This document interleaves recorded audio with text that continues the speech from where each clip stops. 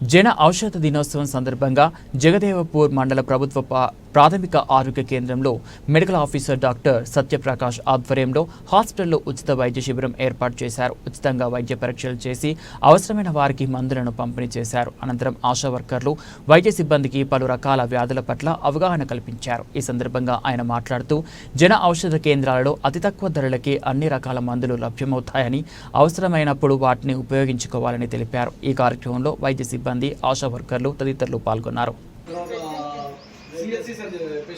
Community health centres, district hospitals, medical colleges, government general hospitals, వీటన్నిటిలో కూడా మీకు ఏ రకమైన ప్రాబ్లం ఉన్నా ఆ రకం దానికి ఫ్రీ వైద్యం ఇస్తున్నారు, ఫ్రీ మందులు ఇస్తున్నారు. అయితే ఎక్కడ ప్రాథమిక జబ్బులకు సంబంధించి వాటికి సంబంధించిన మందులు ఉన్నాయి. ఇక్కడ అన్ని మందులు దొరుకుతాయి, ఇక్కడ అన్ని మందులు దొరుకుతాయి. ఇక్కడ దొరకని మందులు లేదు. గజ్వేల్లో జన ఔషధి ఉందా? లేదు. జన ఔషధి ఆలయాలు చాలా చోట్ల కలిసినాయి. దాన్ని ఉపయోగించుకోండి, దాన్ని వినియోగించుకోండి. తద్వారా మీకు అంటే ఖర్చు కాని పరిస్థితి ఉంటుంది.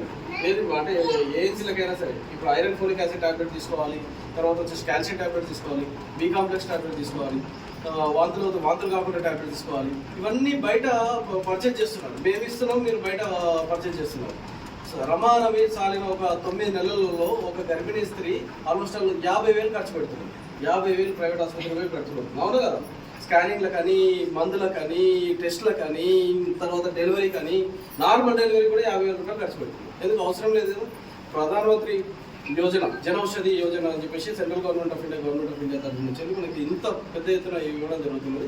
దాన్ని మీరు నేర్చుకోండి, తెలుసుకోండి, ప్రజలకు తెలియపరచండి. మీ ఇంట్లో వాళ్ళకి కానీ, పక్కన చుట్టుపక్కల వాళ్ళకి కానీ అది తెలియపరచండి. ఓకేనా?